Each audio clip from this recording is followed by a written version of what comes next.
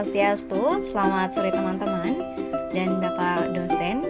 Pada kesempatan kali ini saya akan memberikan informasi tentang sistem informasi di kantor pendamping profesional pembangunan dan pemberdayaan masyarakat desa. Perkenalkan, nama saya Komang Yunita Purnamasari, NIM 18011034, S1 Manajemen Reguler Suri. Pada kesempatan kali ini, saya akan memberikan beberapa subbab materi di mana ada 6 materi yang saya akan bahas mengenai sistem informasi di P3MD. Yang pertama yakni tentang pengertian sistem informasi manajemen. Yang kedua, mengenai tujuan sistem informasi manajemen. Yang ketiga, perkembangan sistem informasi manajemen. Yang keempat, manfaat sistem informasi manajemen. Yang kelima, penerapan sistem informasi manajemen. Dan yang terakhir yaitu mengenai tentang penerapan informatik manajemen sistem atau yang lebih dikenal dengan IMS pada P3MD, yaitu Kantor Pendamping Profesional Pembangunan dan Pemberdayaan Masyarakat Desa.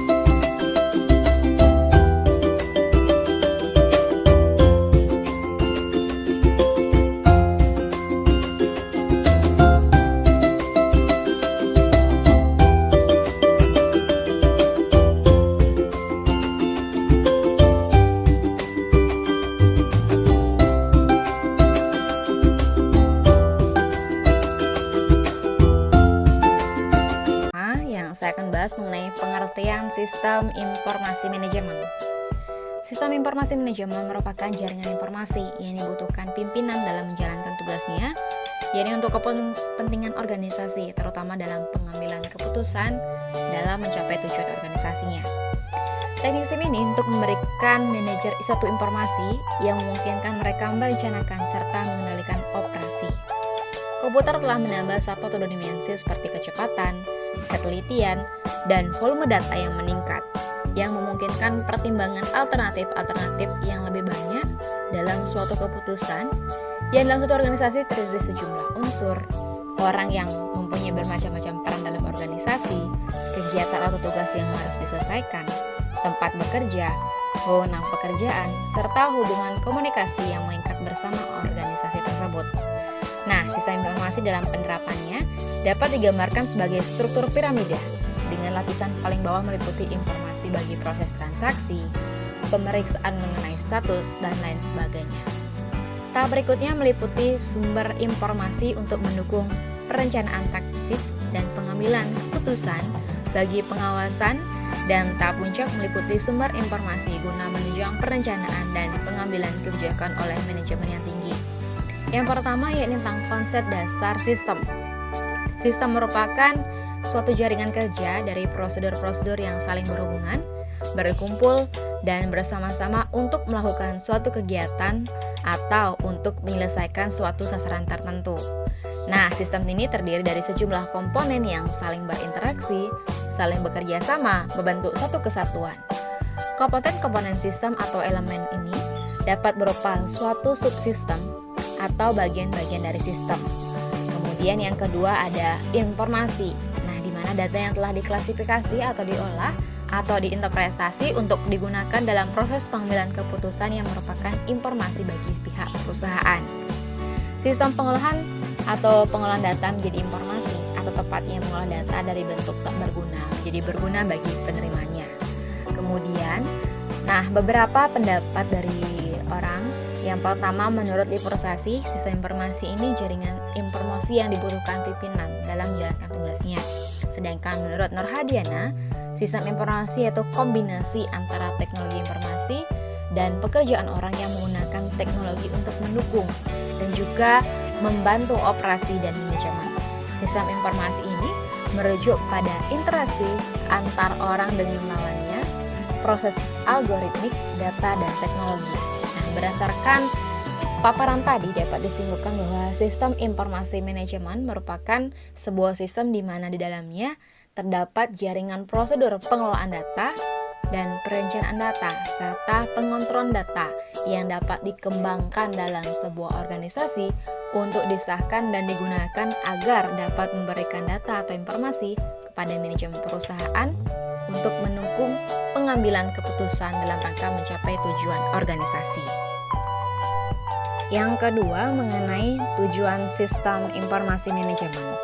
Di sini ada beberapa tujuan dari SIM. Yang pertama, menyediakan suatu informasi untuk pengambilan suatu keputusan. Nah, ini akan memberikan dampak bagi perusahaan untuk mencapai tujuannya dengan adanya suatu informasi yang telah diterima. Yang kedua, menyediakan suatu informasi yang dipergunakan di dalam suatu perencanaan, pengendalian, dan pengevaluasian dan juga perbaikan berkelanjutan. Yang ketiga, menyediakan suatu informasi yang dipergunakan di dalam suatu perhitungan harga pokok produk, baik jasa, dan tujuan lainnya yang diinginkan oleh manajemen.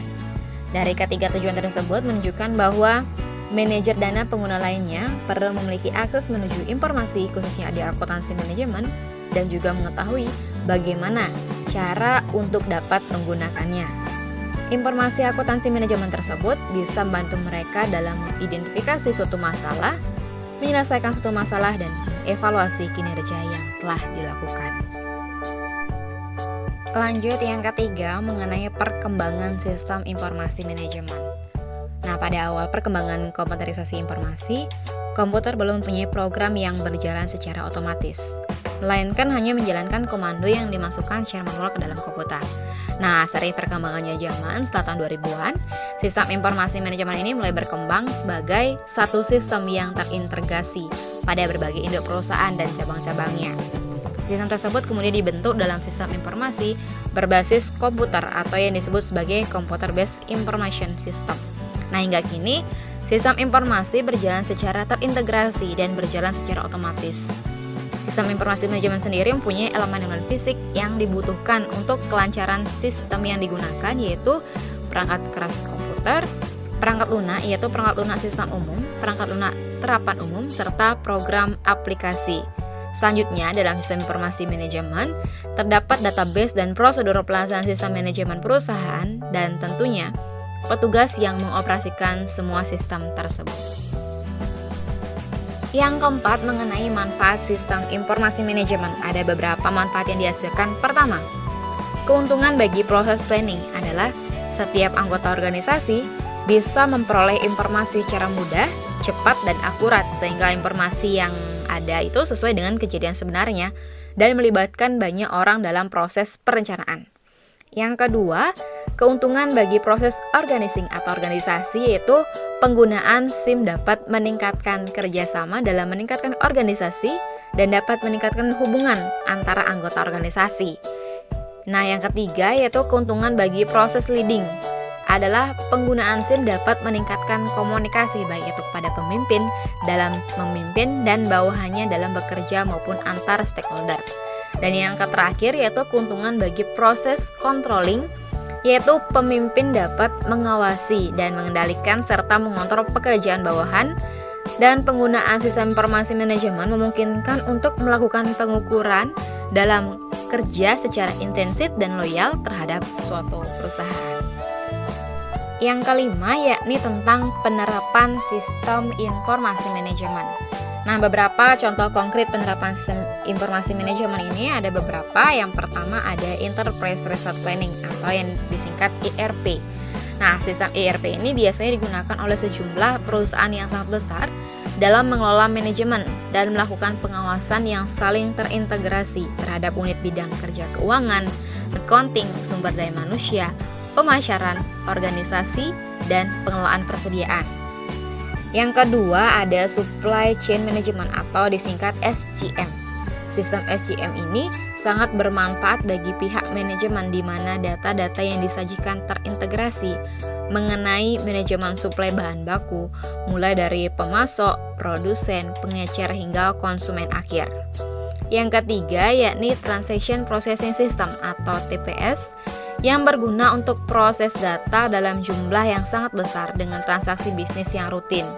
Nah, program ini biasa diaplikasikan untuk manajemen gaji dan inventaris. Contohnya adalah aplikasi yang digunakan untuk bantuan keuangan desa Pemprov Jawa Timur. Yang keempat ada Office Automation System, disingkat OAS. Nah, sistem ini berguna untuk melancarkan komunikasi antar departemen dalam suatu perusahaan dengan cara mengintegrasikan server-server komputer pada setiap user perusahaan. Contohnya yaitu email. Yang kelima, Knowledge Work System atau disingkat KWS. Ini mengintegrasikan satu pengetahuan baru ke dalam organisasi. Dengan ini diharapkan para tenaga ahli dapat menerapkannya dalam pekerjaan mereka. Yang keenam, ada istilah Informatic Management System atau IMS. Nah, IMS ini berfungsi untuk mendukung spektrum tugas-tugas dalam organisasi, yang juga dapat digunakan untuk membantu menganalisa pembuatan keputusan. Sistem ini juga dapat menyatukan beberapa fungsi informasi dengan program komputerisasi seperti e-procurement. Yang ketujuh ada Decision Support System atau disingkat DSS. Sistem ini membantu para manajer dalam mengambil keputusan dengan cara mengamati lingkungan dalam perusahaan. Contohnya, link elektronik di Sekolah Tunas Bangsa yang mengamati jumlah pendapatan atau pendaftaran siswa baru di setiap tahun. Yang kedelapan ada Expert System atau disingkat ES dan Artificial Intelligence atau AI. Sistem ini pada dasarnya menggunakan kecerdasan buatan untuk menganalisa pemecahan masalah dengan menggunakan pengetahuan tenaga ahli yang telah diprogram ke dalamnya. Contohnya ini sistem jadwal mekanik. Yang kesembilan ada Program Decision Support System atau disingkat GDSS dan Computer Support Collaborative Work System atau CWS serupa dengan DSS, tetapi GDSS ini mencari solusi lewat pengumpulan pengetahuan dalam satu kelompok, bukan per individu. biasanya bisa berupa kuesioner, konsultasi, dan juga skenario. Contohnya yaitu e-government. Dan yang terakhir yang ke-10 yaitu ada Executive Support System atau disingkat ESS, di mana sistem ini membantu manajer dalam berinteraksi dengan lingkungan perusahaan dengan berpegangan pada grafik dan pendukung komunikasi lainnya. Selanjutnya yang ke-6, materi di mana ini merupakan penerapan Informatic Management System pada kantor P3MD, pendamping profesional pembangunan dan pemberdayaan masyarakat desa. Nah, IMS ini berfungsi untuk mendukung tugas-tugas dalam organisasi yang juga dapat digunakan untuk membantu menganalisa pembuatan keputusan. Sistem ini juga dapat menyatukan beberapa fungsi informasi dengan program komputerisasi. Nah, pada beberapa bagian, mulai dari sistem analisa tentang anggaran pendapatan desa sampai dengan progres pencapaian dalam kantor P3MD, di mana dapat membantu jalannya informasi yang akurat dan tepat. Sistem informasi manajemen yang digunakan ini sudah terintegrasi dan sudah tepat sasaran dalam penggunaannya, di mana sistem yang dipergunakan ini yaitu aplikasi CPD, yaitu Sistem Informasi Pembangunan Desa. Sistem ini membantu dalam pengambilan keputusan mengenai progres pencapaian yang telah dilakukan setiap hari. Jadi mempermudah bagi para pegawai untuk secara cepat memperoleh informasi dan analisisnya, sehingga lebih terbantu dan lebih cepat dalam proses pengerjaannya. Nah, analisis penggunaan sistem manajemen ini berupa aplikasi CPD, yaitu Sistem Informasi Pembangunan Desa yang dapat membantu para pegawai di kantor P3MD. Nah, berikut ini merupakan gambar yaitu Sistem Informasi Pembangunan Desa yang dipergunakan di kantor P3MD, di mana sudah tertera tampilan awal aplikasi CPD. Nah, di mana kita harus masukkan user dan juga password yang digunakan oleh setiap kantor jenjang, baik itu dari kabupaten, dari provinsi hingga pusat. Nah, ini dapat menampilkan berbagai jenis informasi yang ada, yaitu seperti anggaran APBDes, kegiatan surplus, kegiatan non surplus, baik itu PKTD dan juga kegiatan melawan COVID. Di sini juga tertera yaitu bagaimana progres APBDes Kecamatan Grogak tahun berjalan. Nah, di sini yang saya ambil tahun 2020, sehingga kita melihat bagaimana proses perkembangan dari suatu desa, berapa anggaran yang dipergunakan, berapa anggaran yang diperoleh dari pusat. Nah, di sini juga terdapat terdapat icon tentang lawan COVID-19, di mana dia sudah menjelaskan bagaimana perkembangan COVID, baik itu berapa orang yang terdampak, berapa orang yang sudah mendapatkan fasilitasi. Nah, itu yang merupakan bagian-bagian bagaimana sistem informasi manajemen ini dapat membantu kantor P3MD sehingga bisa terintegrasi terhadap karyawan dalam perusahaan tersebut. Dari pembahasan di atas dapat disimpulkan bahwa di setiap kantor membutuhkan suatu sistem informasi yang mampu mempermudah kegiatan yang dilakukan di P3MD, pendamping profesional pembangunan masyarakat desa dalam analisis anggaran desa sampai progres pencapaian. Rancang bangunan sistem informasi ini dibangun untuk mempermudah kinerja pegawai, di mana penerapan yang digunakan itu adalah Informatic Management System yang berfungsi untuk mendukung spektrum tugas-tugas dalam organisasi, yang juga dapat digunakan untuk membantu menganalisa keputusan, sehingga sistem ini juga dapat menyatukan beberapa fungsi informasi dengan program komputerisasi seperti approachment. Program yang dapat di P3MD ini adalah analisis anggaran desa sampai pencapaian progres pencapaiannya. Dengan adanya program yang dimiliki P3MD ini dapat membuat pegawai pendamping profesional pembangunan pemberdayaan masyarakat desa lebih mudah dalam bekerja, seperti dalam melakukan input data anggaran desa sampai untuk mengetahui bagaimana pencapaian progres tanpa menggunakan cara manual. Baik, terima kasih atas kesempatan yang diberikan kepada saya untuk melakukan presentasi tentang sistem informasi di P3MD. Saya tutup dengan Paramasanti. Om Santi Santi Santi Om.